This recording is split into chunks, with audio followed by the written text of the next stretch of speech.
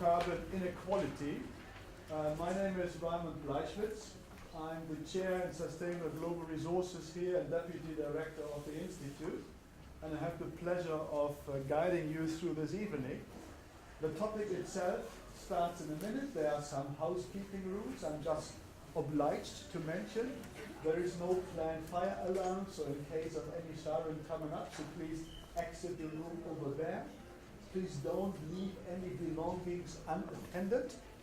And what else? We will be recording the whole event, so you can expect the slides and the event itself being on our website in a week or so from now.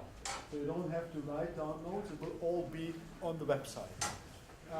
Now, the politics of carbon inequality. You probably know that the carbon story has been around for long. We have figured out from research what the contribution of different countries has been.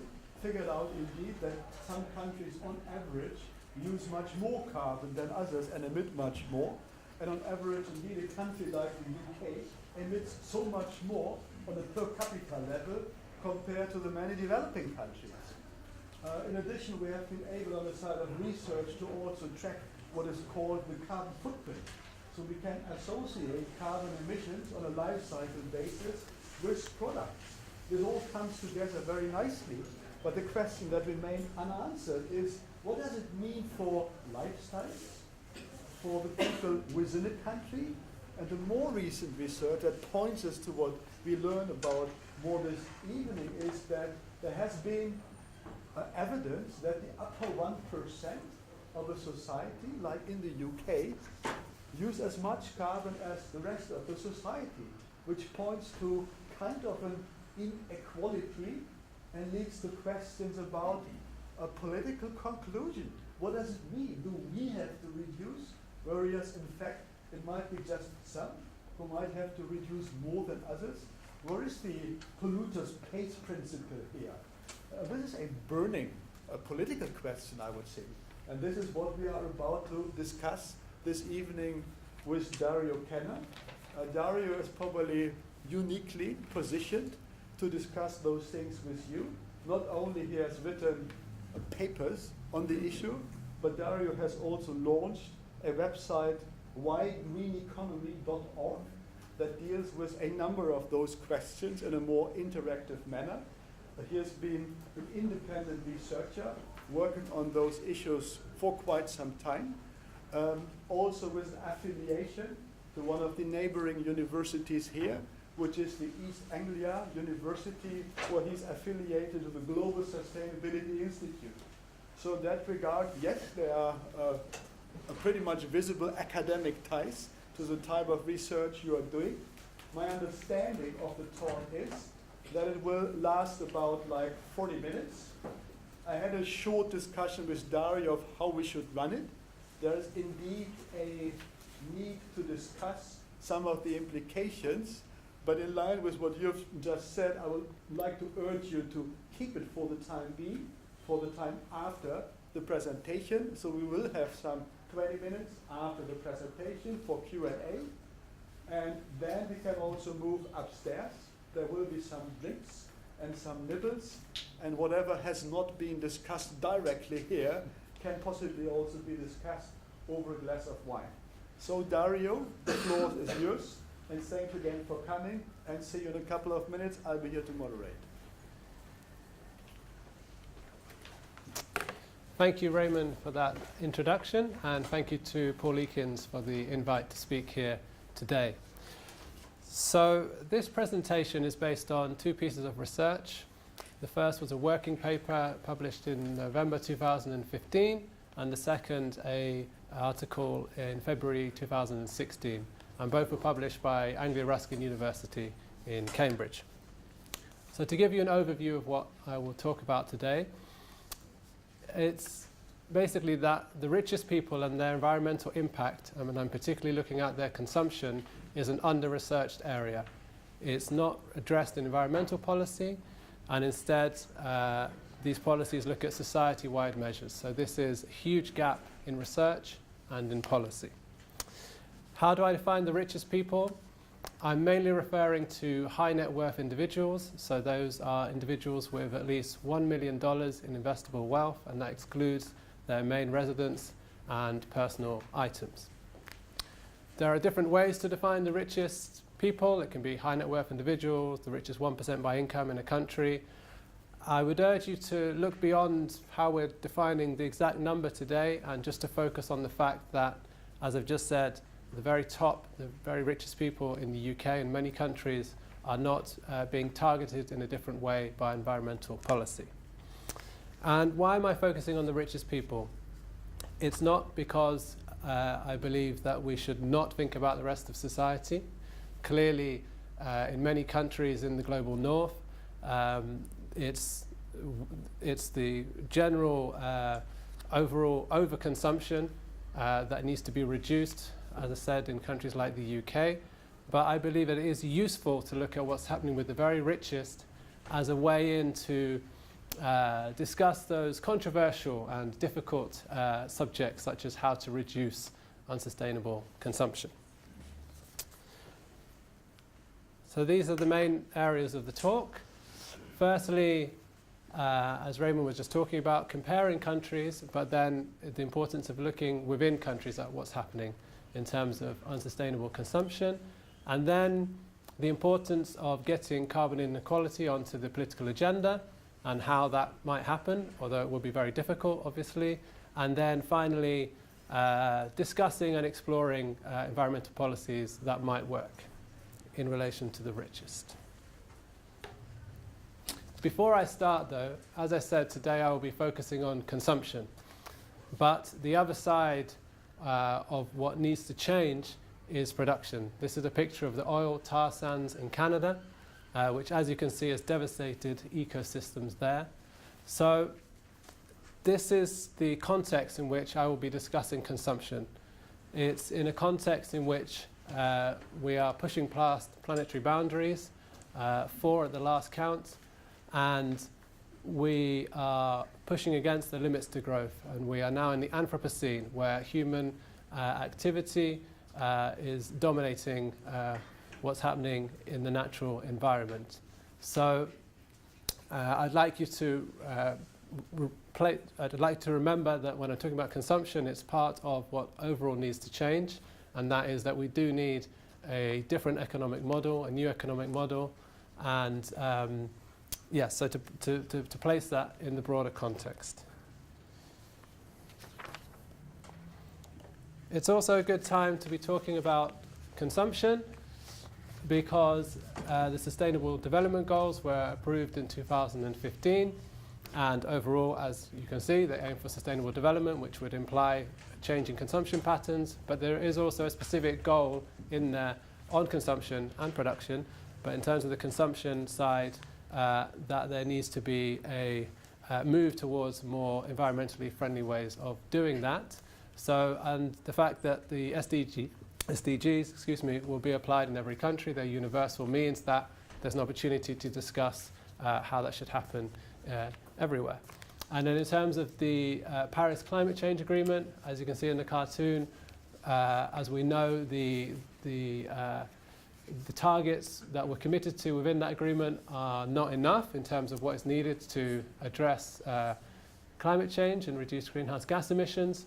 But within that, there is also space to talk about consumption in terms of the carbon footprint within each country, and there will be legislation on that. So, at the moment, when we're talking about resource use, greenhouse gas emissions, it's often comparing countries.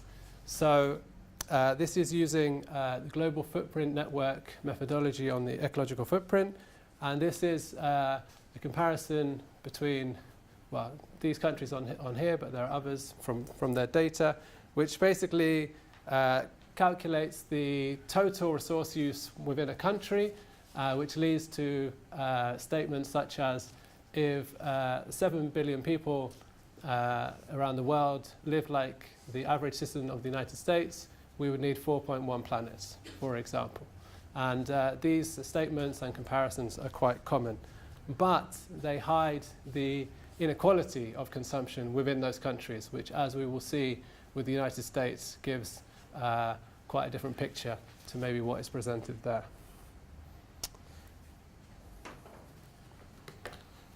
So to move on to my research, this was a question that I asked myself in the spring of 2015.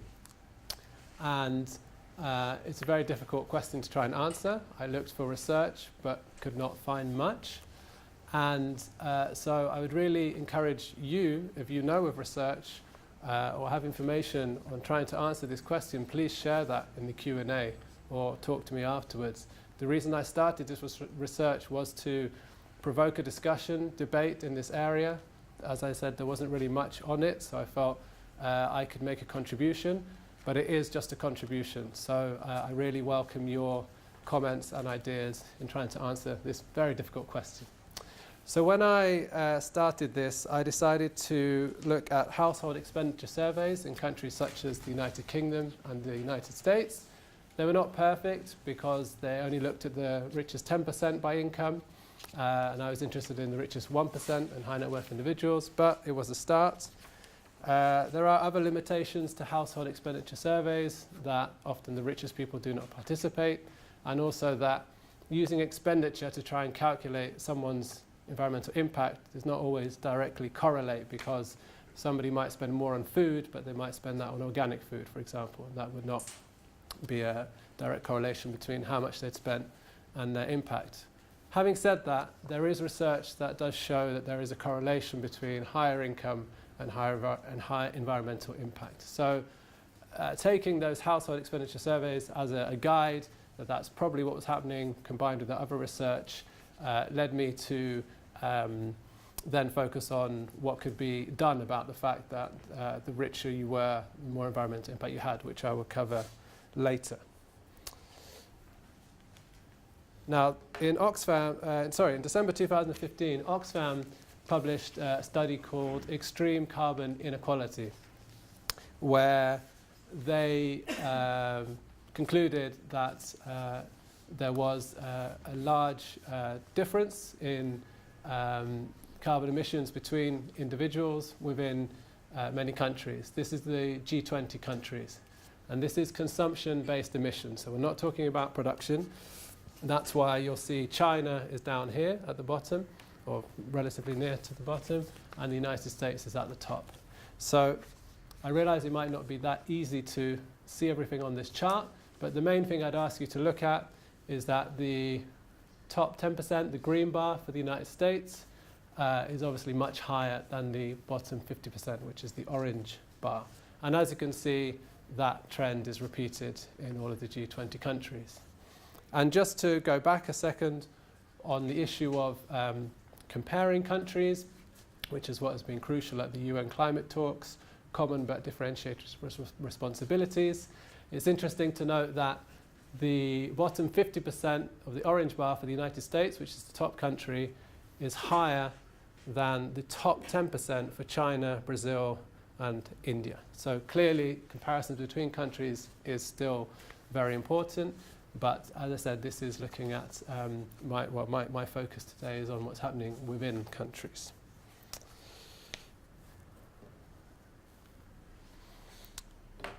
Around the same time that Oxfam published their report, and also that I happened to publish my working paper, was another study, another paper by Thomas Piketty and Lucas Chancel, who looked at carbon inequality and argued that it is becoming increasingly important to look at high individual emitters, wherever they are, rather than high emitting countries. So their methodology, which was similar to Oxfam's, which you can look at in more detail and question and go over as much as you want in their documents, but they use national level data. Piketty and Chancel used national greenhouse gas emissions, levels of income inequality, per capita greenhouse gas emissions, and they came up with these estimates, which are just estimates at the moment. We do not have full clarity on individuals' carbon footprints in different countries. We need a lot more research to establish that, but it gives an indication of what could be happening. And again, just to highlight the main things about this table and about their research, is that down here you can see the richest 1%, so around 3 million people. So per person, they calculate that in 2013, their consumption, their carbon footprint was 318 tons. Compared to, as you can see, each of the income deciles below is much lower than that, particularly if you were to compare it to the poorest 10%. And overall, from their study, as I said, they were comparing individuals in every country, and they say that it's important to look at their emissions compared to countries. They calculate that the top 10% of emitters around the world contribute to 45% of global emissions. But just to go back to the United States, what is interesting and what needs further research is that they looked at the period of 1998 to 2013, so 15 years. And over that time in the United States, the carbon footprint of the richest 1% actually grew compared to the 99%. So that this carbon inequality was actually getting worse over that time. And what's interesting about that is that, as we know, thanks to work by Joseph Stiglitz and others, that income and wealth inequality was getting worse over that same period. So there might be a link between these two things. We need more studies to confirm that, but it would definitely be interesting to explore what those links are and why there is that dynamic. And this leads me to my next point, which is the concept of plutonomy.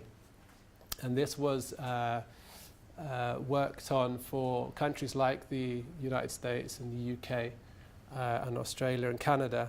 And this is defined as where it's the richest people in a country are not just capturing a huge proportion of income and wealth, which is what we know about and people like Thomas Piketty highlighted, but they also capturing a large portion of consumption, so goods and services. So if that's the case, and as looking back at what Piketty and Chancel found and Oxfam as well, then it would be interesting to test what that dynamic is between the income and wealth inequality and the carbon footprint and environmental impact. And just to go back to the slide here, just again on those links between plutonomy and carbon inequality potentially, the main countries where it's identified, plutonomy was in the top 3 countries you can see on that slide: United States, Canada, and Great Britain. And just to cover another angle on this, which is in India. So from my own research, again, I looked at household expenditure surveys, which, as I said, have their limitations, but give some idea of what's happening. So in 2012, the richest 10% by income in India spent a lot more on meat, electricity, and fuel for their own cars, which is not really surprising, but I went and checked, and that is the case. And in terms of a kind of symbolic difference in people's environmental impact, it is really in whether you own or do not own a car.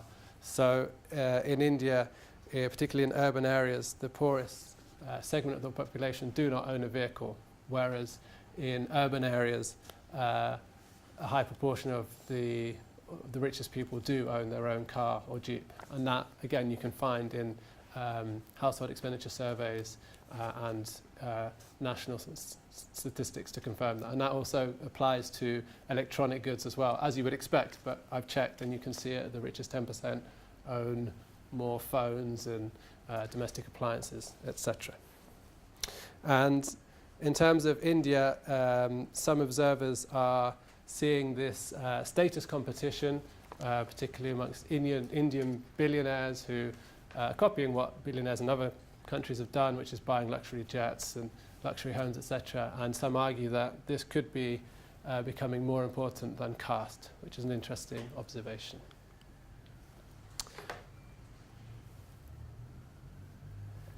So, what do we do about this?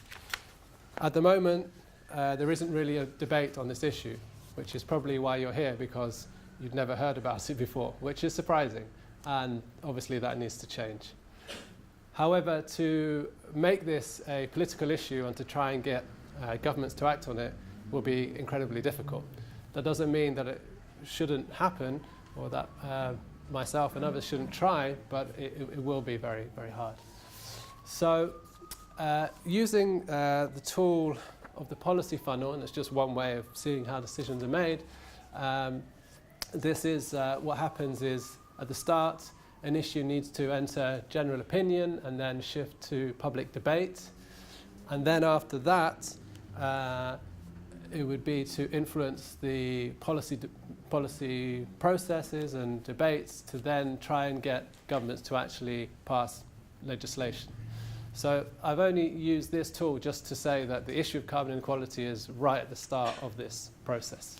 That's why I've been calling for more research on this issue, and because that's a way to establish it as a field of research that should be explored further, and to make it to a point where it's taken seriously.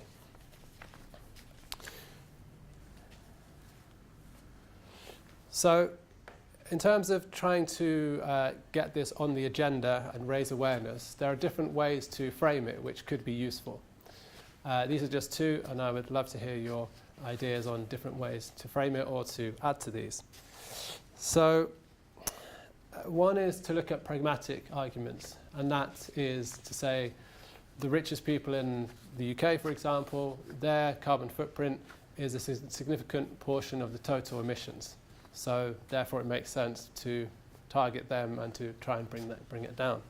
And this also links into concepts like polluter pays, also capability to pay. So the richest people have more money and therefore more likely to be able to afford a solar panel or electric cars. They actually can change their lifestyles as well. And then another way to frame it, or in combination, is to use moral arguments or social justice arguments. And this is about fairness, basically, which is that it isn't fair that a rich minority have such large carbon footprints. So clearly, to raise these points at the moment in the UK political context is very, very difficult. The government currently is very taken up with the issue of Brexit, housing crisis, many, many other issues. This is not top of the agenda.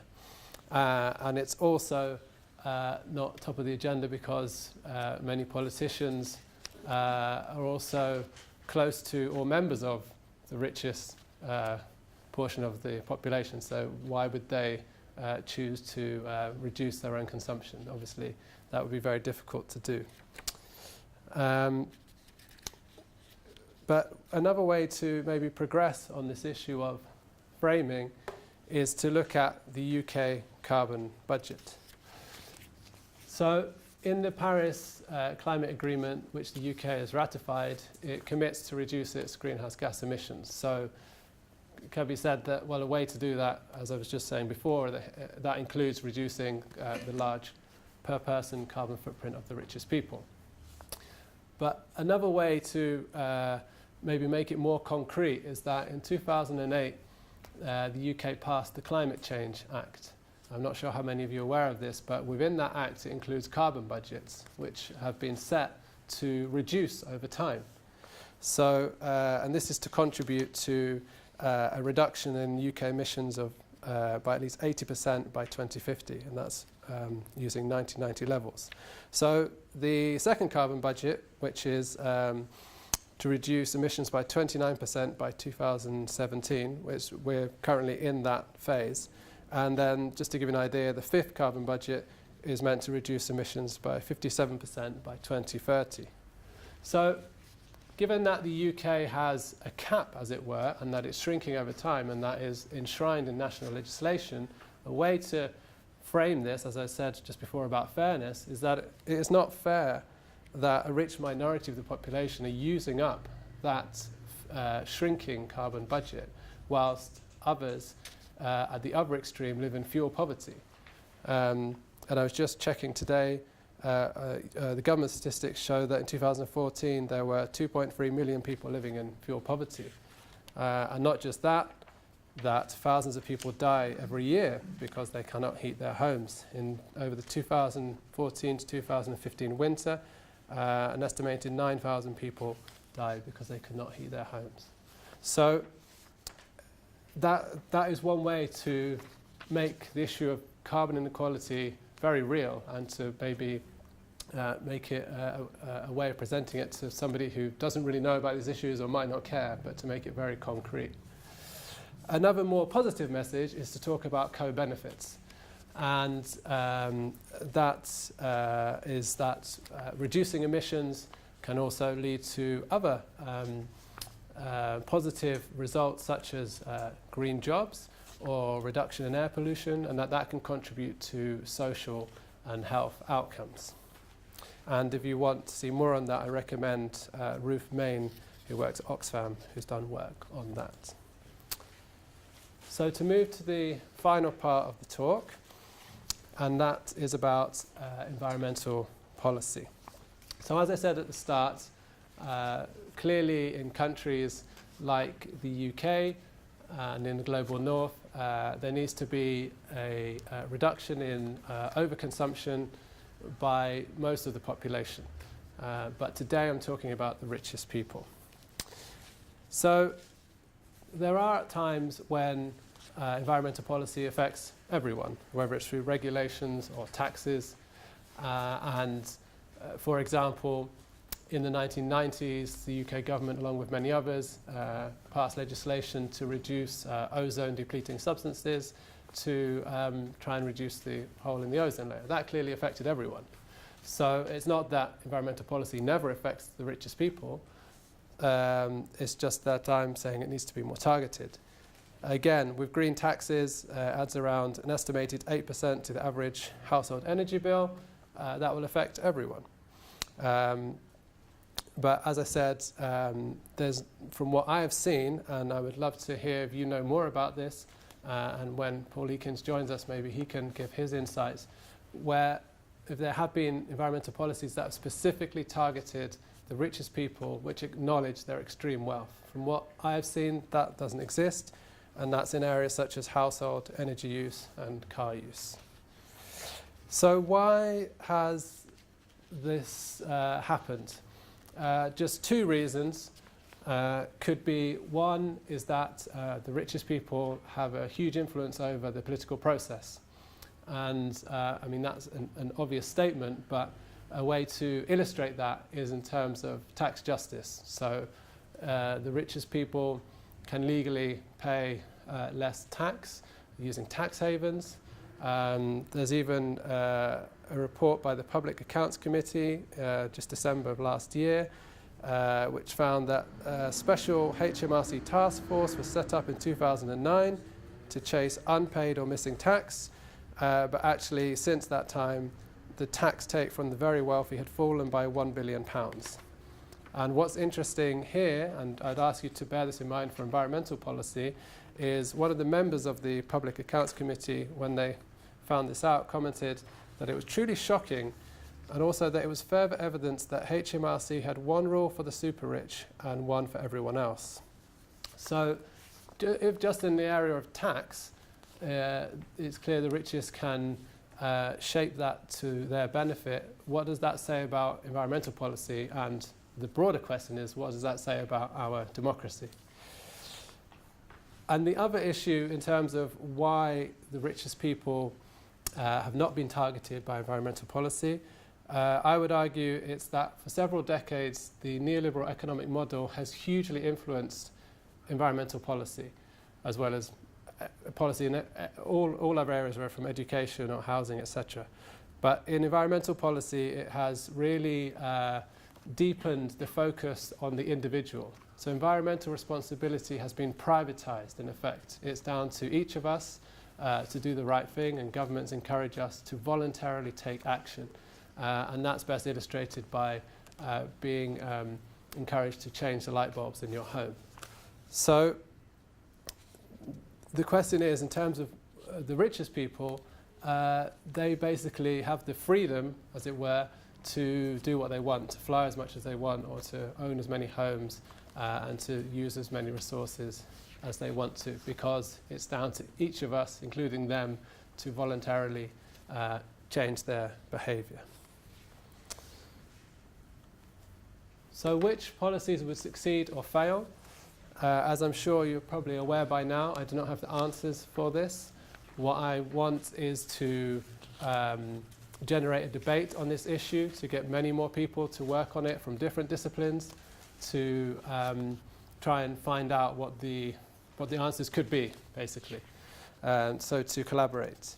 To do that, we need more exact data on the exact environmental footprint of the richest people, as well as all the other segments of the population. And we need policies that will address not just direct emissions, so flights, driving, energy in homes, but also the indirect emissions, so from food, electronic goods, etc. And the reason the indirect emissions are so important is Piketty and Chancel argue that the vast majority of the carbon footprint of the richest 1% is in indirect emissions. So we need policy that tackles both of those areas.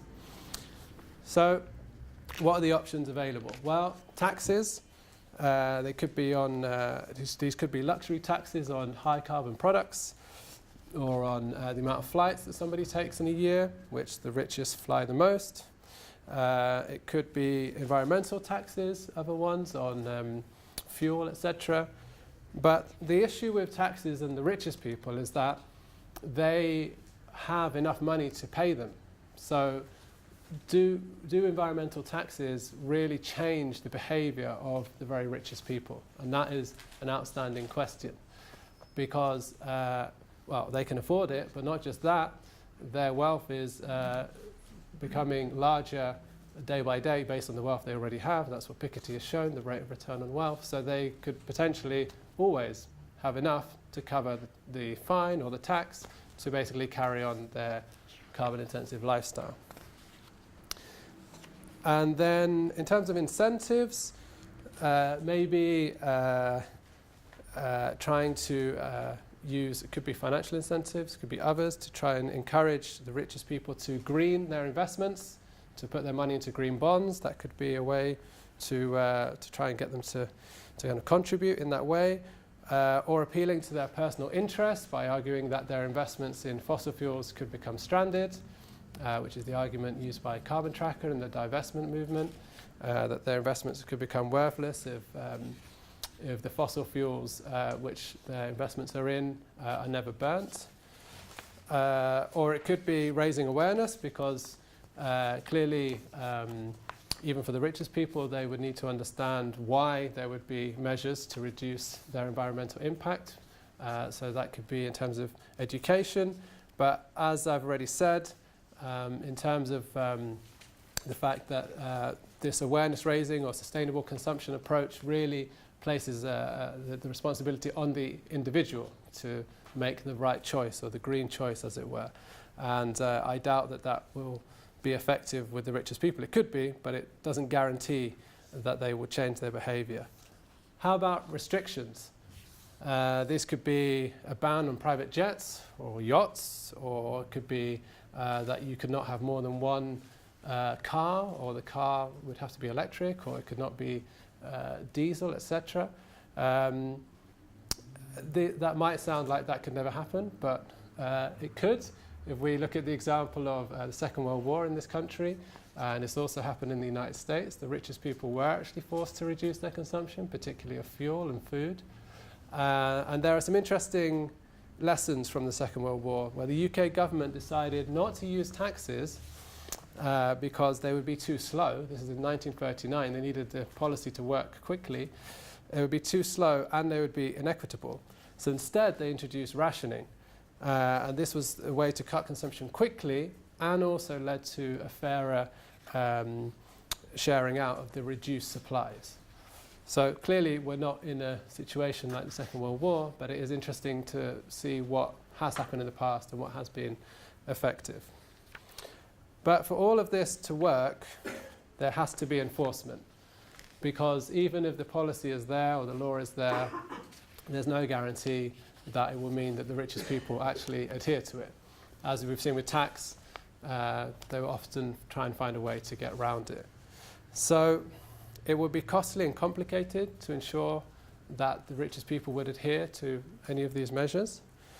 But really, I think that the crucial aspect here would be social pressure or social oversight once these policies were introduced, to ensure that everyone adhered to them, including the richest people. And this was a really crucial part of what happened in the Second World War, that the UK government publicly made sure that everyone knew that the richest people were also reducing their consumption. Because otherwise, if the richest people are not changing their consumption patterns, then why should the rest of us? It leads to a kind of negative spiral. If I know that I'm doing as much recycling as I can, but I can see a rich person flying in their jet every other week, that will probably make me less likely to maybe to continue with my greening of my own consumption.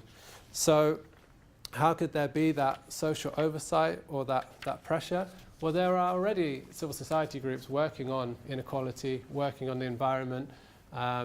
They were involved in influencing the Climate Change Act, so policy can be influenced. And they could potentially join up and make carbon inequality a key issue that they campaign on and that they hold the government to account on, and also the richest people. So to summarize what I've covered today, there are two key challenges, and not the only ones that we face at the moment, but they are extreme inequality and the environmental crisis. And I believe that these two crises are epitomized by the environmental impact of the richest people. And so in trying to tackle how we do, what we do about these crises, I believe it's a useful way to approach it, to look at the richest people.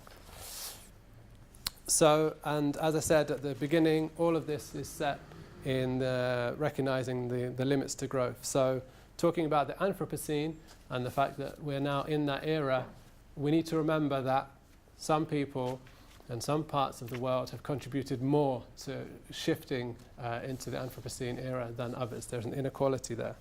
So what needs to happen?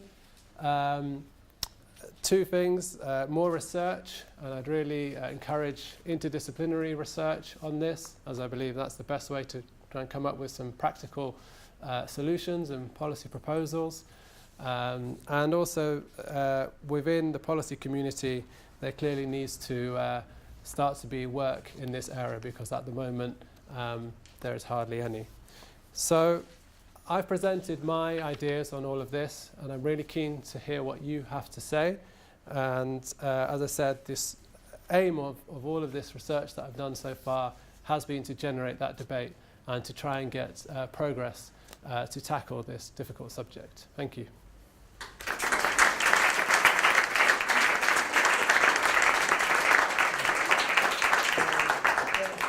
Quite a lot for this inspiring talk about a fascinating topic, and also your directions in which we could do more research and develop some proposals on how to target this issue.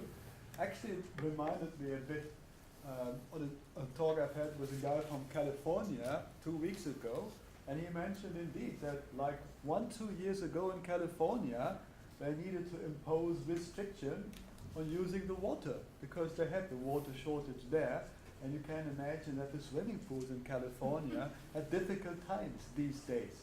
So probably there is a lot about what policymakers have done in the past to target some of the issues, and we may go back as far as you suggested, World War II or some of the other decades afterwards. I would now like to open the debate. I'm sure there are lots of contributions. Please raise your hand. Then identify yourself, make it short. There might be more people willing to step in. And then I probably will collect a few and then leave it up to you to answer. So I've got like 1, 2, 3, 4. All right, we go this way here. 1, 2, 3, 4. Tony Edwards, architect. You raised political agenda and social pressure. I think in your list of which policies would succeed with the rich, taxes, incentives, restrictions, I think the social pressure is an important area to investigate. And there's a Canadian journalist, Naomi Klein, who doesn't write for a lecture to ISR, but writes for Vogue about climate change. And she talks about getting fashion moving towards people, ordinary people, thinking it's fashionable to deal with climate change. I also spoke to Ed Miliband, whose politicians tend to have a very short horizon, and the next 2 years or 2 weeks to the next election is all they're interested in, not their grandchildren's terrible climate. He thought it was very important to get green employment would influence politicians. Anyway, I think you've got a really good start here to open up a lot of questions. Thank you, Lord. Can we collect 2 or 3 more? Sure. All right, then we'll go with you and then walk over there. I'm Sewell from the Institute of Sustainable Heritage. I actually found it shocking, the statistics, particularly the ones you illustrated from the United States, because it just back of the envelope appeared that the 1% of the top CO2 users were actually using 15 to 17% of total CO2. And that it was actually several orders of magnitude times the average. Can you say whether one would suspect that obviously that this carbon inequality reflects disposable income inequality in countries such as the Netherlands and Scandinavia, where there is a much reduced income inequality? Do you find a very different pattern in CO2 per capita? And is this perhaps a way of looking at the influence of peer group pressure on consumption patterns? Because I think there is a tradition, a more democratic tradition in Scandinavian countries which look down on the vulgarity of conspicuous consumption, and that does affect personal behaviour. Could I add eventually a question here which relates a bit to the methodology, that you explain a little bit how you look at the upper 1% or 10%, whether you just take a sort of basket of average goods as given, or whether you really have data that support what specifically these guys have, like the more guzzling cars or a Toyota Prius, whether they buy more organic or not. So other type of methodologies, please. Then you and yeah. Graham Stevens, UK.com. We now have the best opportunity in the general election. So what is the yes/no question that we all have to ask our MPs? Whatever party. Yes/no question. Stein. Shall we take one a more few? was Stein, Okay. and then we Right. finish here. Stein? Yeah, I'm Stan, I'm a PhD student here at ISR. I'm interested in your ideas on 2 things. So the first is that rich people pollute more because they have more money to spend on pollution, basically. But they also pollute less per dollar. So if you had basically a lot of money, based on this information only, you'd be better off not redistributing it and having a lot of inequality. Because if you raise the incomes of the poor instead, that's more likely to increase actual pollution. But the second thing is that in practice, and this is also about Sweden and the Netherlands, that countries with low inequality tend to have the policies that not only produce low inequality, but also much better environmental outcomes. And I think that would be the main case for reducing inequality. Rather than just targeting the rich, you would like to have a country with lower inequality, because that tends to sort of use as a co-benefit better environmental outcomes. Sure. Okay. Well, maybe just to take the last point first. I'm not advocating that this is the only policy that is pursued. Obviously, policies to reduce inequality in general of all types, whether that's income, wealth, gender, to do with your ethnic background, they need to be reduced anyway. I'm not saying that we should only look at environmental policy in relation to the richest. So just to cover that.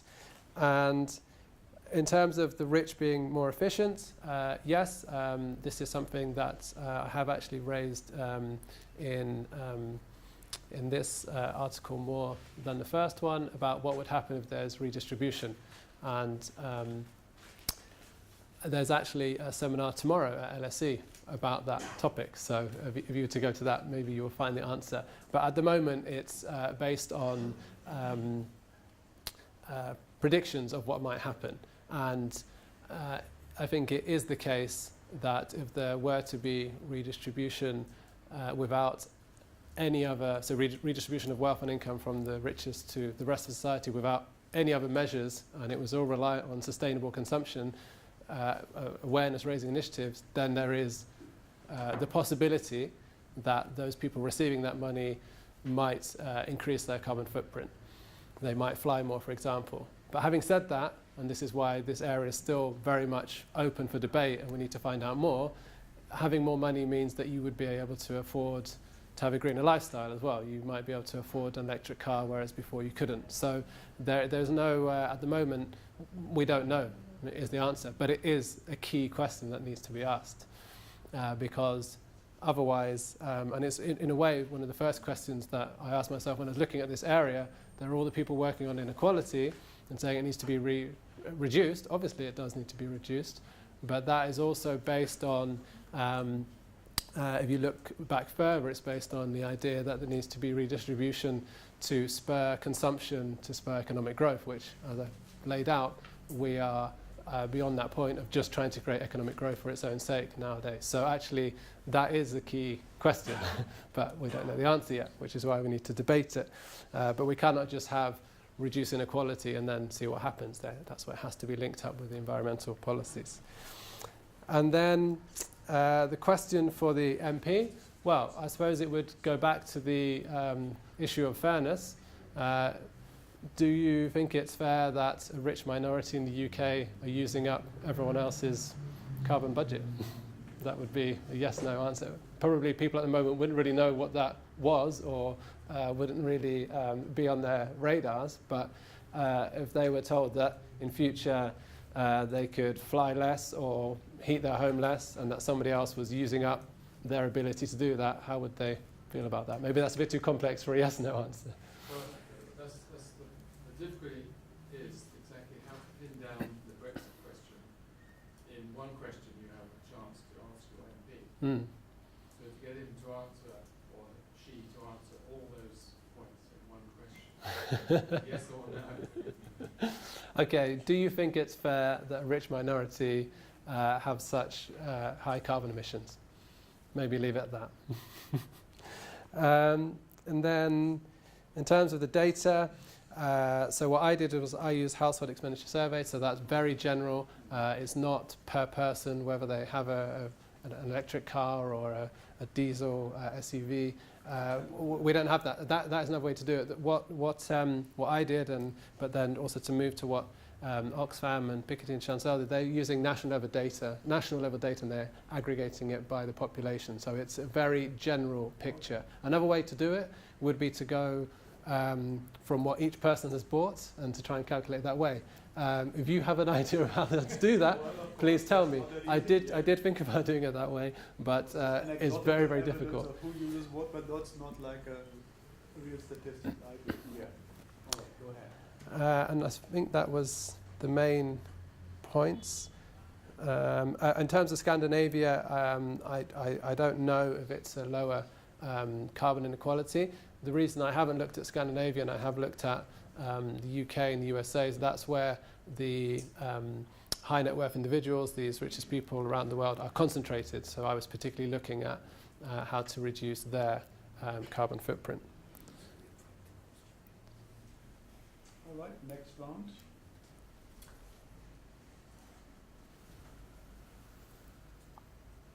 Hi, so I'm Natasha. I work for a sustainable fashion not-for-profit, but I'm also a trustee of Transparency International UK.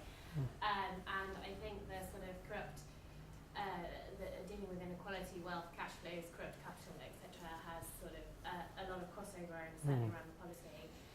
I think I do need to push further on the research. I'm not yet sold on that your methodology has actually shown us what is necessarily the answer. I think we need to understand the triggers as to where somebody goes from, say, a 30 tonnes per year to a 50 or a 300 tonnes per year. And the reason I say that is because, you know, you can be not that wealthy and own 50 handbags that you bought at Primark. You can be very wealthy and own 50 handbags that you bought from Gucci, and actually you've not created any more emissions around it.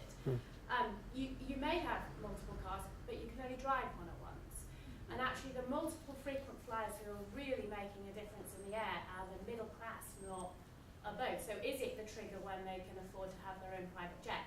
So really understanding what the trigger points are that really do take on, and I think that will take a lot more disaggregation of the data. And I guess from a solution perspective, you know, tackling corruption and corrupt capital flows probably has some, you know, the sort of transparency of the data and what people have is critical, because you're dealing with globally mobile people.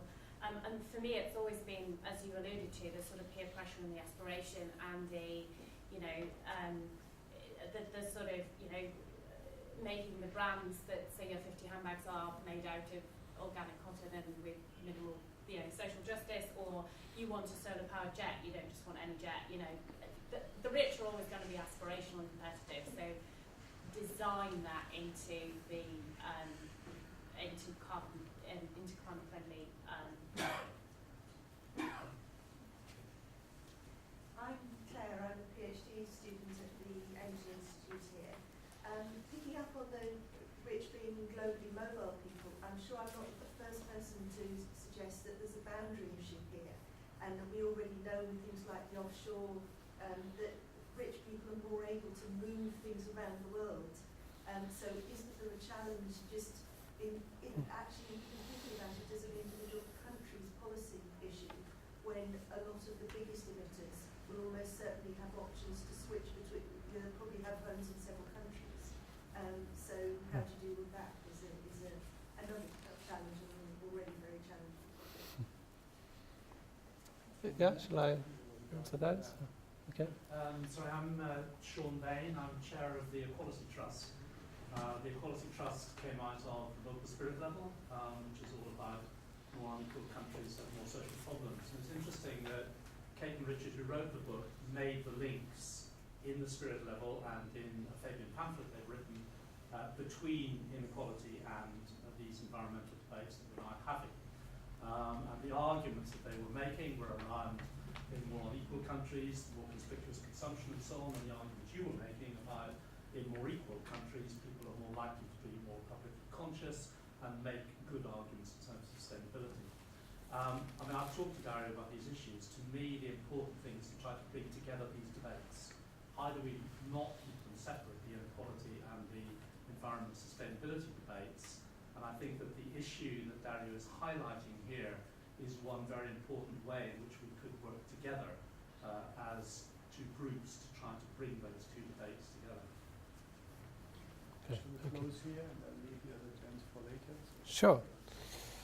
So, adding to the already difficult challenge, the mobile rich, yes, clearly if the UK was to pass legislation, which hopefully it will at some point on this, the richest people could just go elsewhere.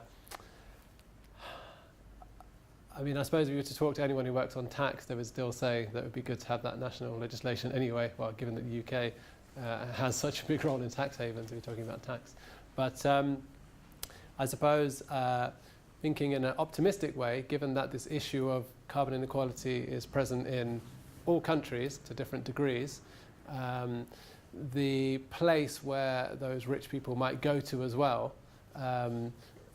it would be good if there was also legislation in that country on carbon inequality, so that they could not just escape somewhere else. Obviously, that's being optimistic, but it is true that this differential use of resources is present in all countries. So it's not inconceivable that this issue, which is a political issue and is about fairness, could become important in other countries and could become something which governments ultimately are forced to act on. In terms of the data, yes, this is where it gets complicated in terms of, as I gave the example of organic food, if you spend more on it, it does not necessarily mean you have a larger environmental impact. And yeah, that is a big weakness of using expenditure as a measure, which is why, as I've been saying, we need more research on this, again using national level data, as I was explaining, which is what Oxfam and Chancel did. That's just spreading it across the population and using equations to try and figure out what the different amounts are. Again, that's not ideal, it's a snapshot. And that's why yeah, more people need to do research on this, ideally people who are very good at data and modelling to try and figure out what is happening. And then in terms of the solution, yes, there are possibilities for encouraging a greener lifestyle for the richest, and I'd recommend some work by Victoria Herf on this, who was one of the people who has done some research on the environmental impact of the richest people, and she advocates using social marketing techniques to try and appeal to those richest people to green their consumption. I think that that was definitely a good thing to do, and maybe at this point it's a good thing to say that the amongst high net worth individuals or the richest people, obviously they're not all homogenous, they don't all act in the same ways, and one clear difference between these is Bill Gates invests in renewable energy, whilst the Koch brothers are involved in coal and actively funding climate denial movements. So obviously we're not talking about just one set of people, and so there is potential for some of the richest to lead greener lifestyles, for that to be aspirational, for them to do that. The only thing I would say on that is that that's not guaranteed. And so that's our current situation, is we're relying on a few famous people to lead a greener lifestyle and hope that that trickles down. Yes, that can have an effect, but we're beyond the point of just waiting for that to have the impact that it needs to across society. We've had two people more raise their hands than you, and then three. All right, I'll put myself on the agenda too, and then close. Yes, Sarah Tavares from Bayes Apartment. I was wondering if you were talking with your MP and it happened to be very informed and counteracted that consumption isn't the issue, that if all the generation comes from clean sources, it doesn't matter if I'm super rich and consume a lot because I won't be contributing to the carbon footprint. What would you tell me?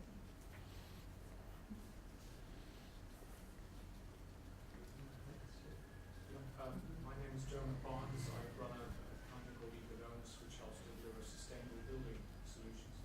I'm also a project director of a community group which are involved in raising awareness around energy consumption through renewable energy on schools and various other projects in North London.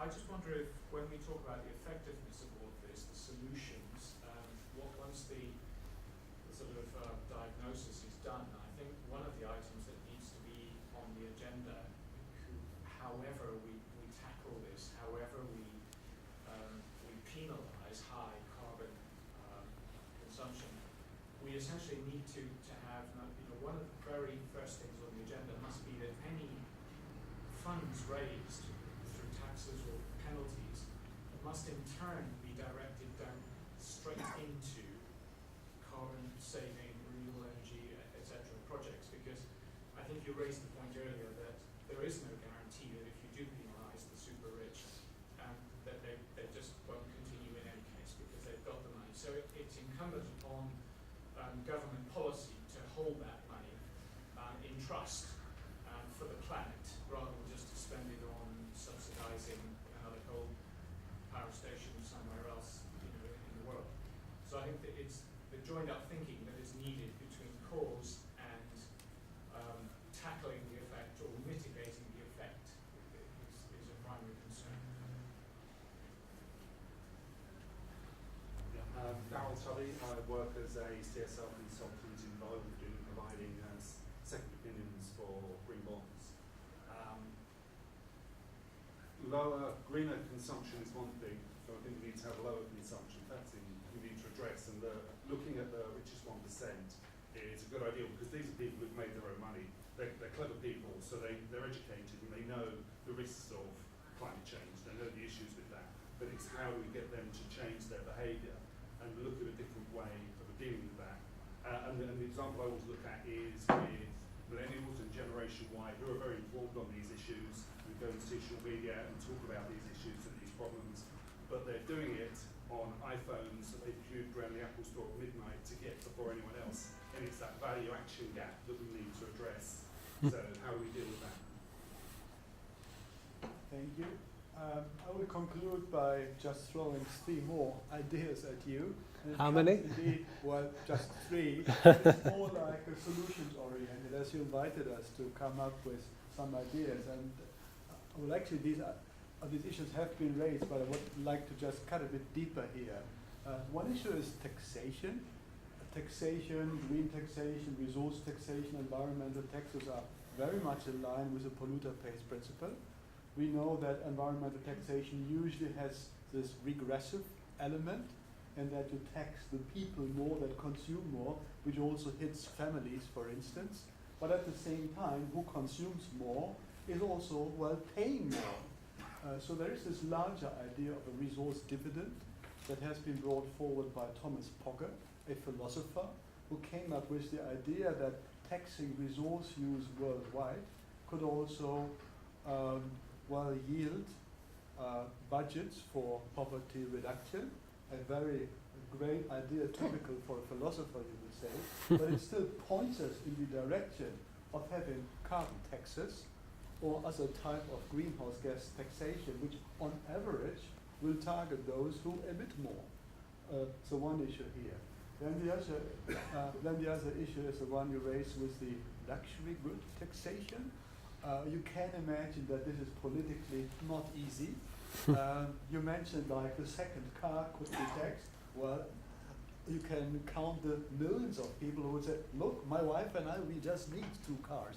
But there might also be luxury goods which are more special to the real upper class people. And when you look throughout what has been done in the past, it actually happened. There has been this gas guzzler tax in the United States. There has also been in the process of the German reunification in the 90s, a fee that has been raised on wealth, done by a conservative neoliberal government. So the ideology has not always been a barrier to introduce ideas like this when it came to issues like solidarity that was just pushed forward. So taxing what you could call luxury goods, yeah, why not? And the third issue would be like, what was it? I had it in my mind, but I just finished here. I just forgot it. So I leave it up to you to answer. Okay. Back, but not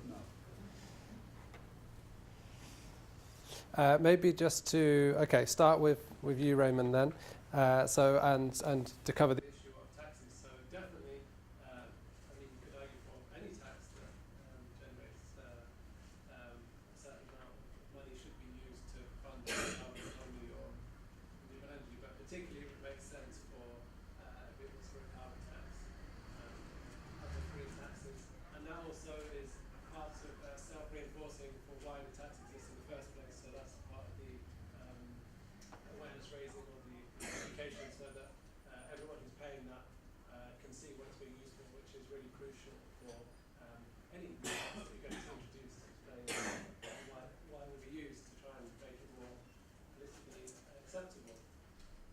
But I think I have highlighted while the polluter pays, the more you use, the more you pay.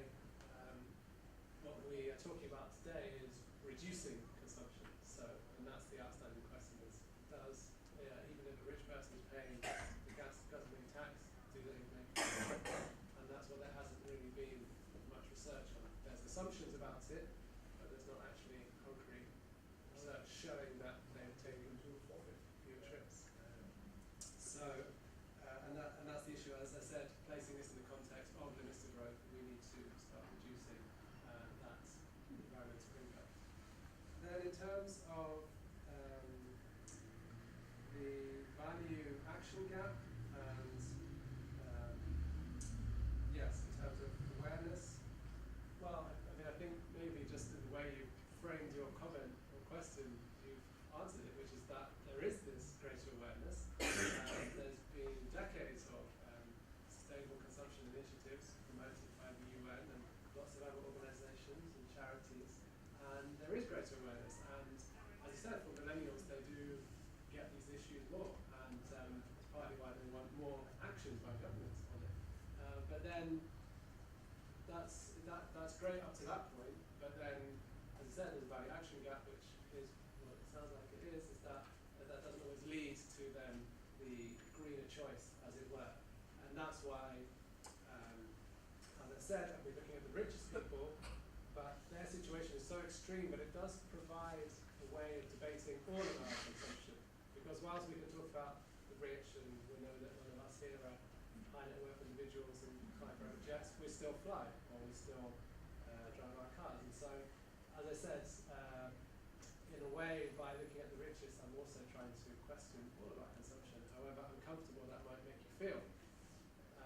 Unfortunately, that's the situation that we're now in. And then in terms of the chat with the MP, and if you were to have consumption purely from renewable energy resources, maybe we can talk about this afterwards, but I would just use your question to highlight what I believe is, again, this comes down to the awareness raising, a slight oversimplification in terms of what needs to be done when we're in a situation of being on the verge of a mass extinction of species, huge biodiversity loss. We're in a situation, it's not just about counting carbon and reducing greenhouse gas emissions. We could shift from, this is globally I'm talking about, from fossil fuels to renewable energy, but we would still need to tackle unsustainable consumption. It's not just about greenhouse gas emissions. And I think I will end on that note. All right.